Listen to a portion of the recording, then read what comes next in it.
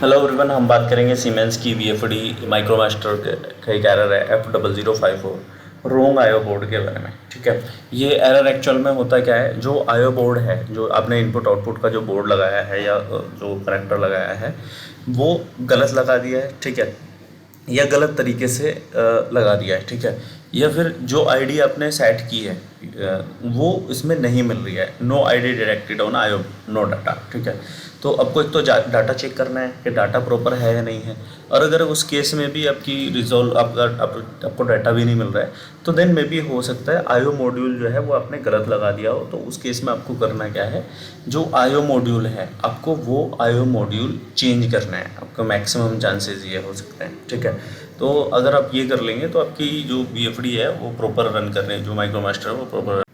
अगर आपकी कोई इंक्वायरी आप मुझे मेल कर सकते हैं और मेरे चैनल को सब्सक्राइब कर लीजिए, बिकॉज ऑफ मेरे चैनल पे जितनी भी VFD के फॉल्ट फाउंडिंग और ट्रिपल सेटिंग होती हैं उनकी सबकी वीडियोस आने वाली हैं, और जितनी भी VFDs हैं सबकी। और एक बुक का लिंक मैंने डिस्क्रिप्शन में दिया हुआ है, बहुत अच्छी बुक है, आप उस बुक को परचेज करके पढ़ सकते हैं। वो आपके ऑटोमेशन के skills, PLC VFD specially automation के स्किल्स को इम्प्रूव कर देगी और जो आपको हेल्प करेगी आपके करियर को इम्प्रूव करने में। Thank you.